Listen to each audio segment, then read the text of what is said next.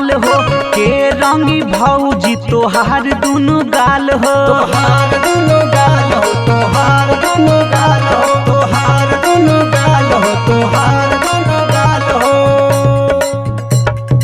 भैया तले ना छोड़ी के नेपाल हो के रंगी भौजी तोहार दुनु गाल हो। ए देवर जी का? सुनी, हाँ, बोलो। पहले का जमाना ना रह गेले। अच्छा। कि होली में पियवा के घरे आवल जरूरी होवे, है डिजिटल जमाना हो गेले। हाँ। तोहर भैया के संगे होली खेल भी ले लिया, उ रंग भी लेलथिन हमर गाल, आ हम उनकर गाल रंग देलिए। भैया तोहर कइले रहे वीडियो कॉल हो, त की होला? भैया तोहर कइले रहे वीडियो कॉल हो। अच्छा।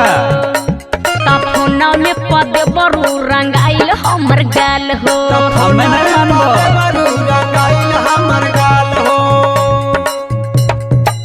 ले भो रंगाई त जैते ने घोट हो, ले भो रंगाई त जैते ने घोट हो।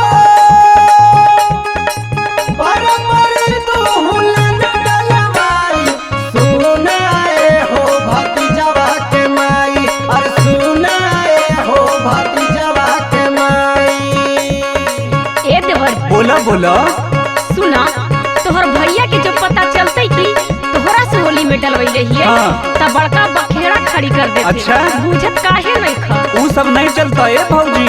सुना सुना, अभी चेंज कैले ही नया सोड़िया, डर लगे देख के तोहर पीछा करिया। तोहर पीछा करिया हो, तोहर पीछा करिया, तोहर पीछा करिया हो, ए तोहर भौजी पीछा तनी करिया। हमरो कहल सुना हो। हाँ हाँ बोला। चाहे कुछ कह भौजी रंग के ही जाइब, रंग देवे अलिया त रंग के ही जाइब। रंग के ही जाई भो, रंग के ही जाई, रंग के ही जाई भो, रंग के ही जाई। ये बाबू समझत काहे नहीं पूजी। एकरा में समझे के कौन बात है ये भौजी? हाई बात तू समझा, जान जैते पिया वत्ता हो जैते बवाल हो।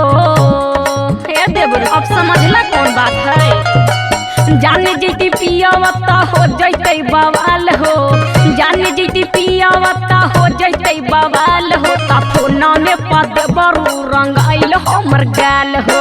फोना में पद बरू रंगाइल हमर गाल हो।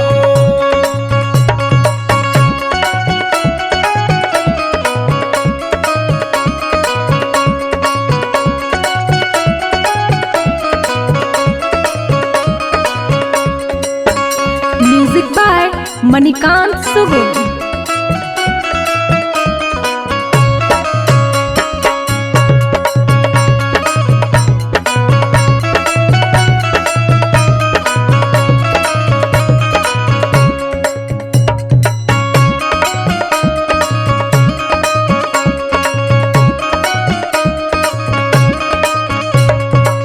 अरे काहे ना खड़ा कर रहा है भौजी?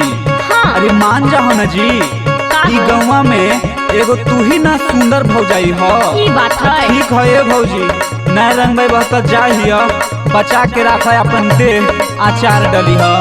होली ह न माना करब धीरे धीरे डाली ह, एने ओने ना मोरा गली एक रंगी ह। गाली एक रंगी हा हो, गाली एक रंगी हा, गाली एक रंगी हा हो, गाली एक रंगी हा। अब ना इला लाइन पे ये भौजी। होली है ये भौजी तोहर सब रंगाई, बाद में ये भौजी लीह तू नहाई। लिहा तू नहाई हो, लिहा तू नहाई, लिहा तू नहाई हो, लिहा तू नहाई। रंग हली नीति से लाला सुजित लाल हो, रंग हली नीति से लाला सुजित लाल हो। हाँ फोना में पदे बरू रंगाइल हमर गाल हो। फोना में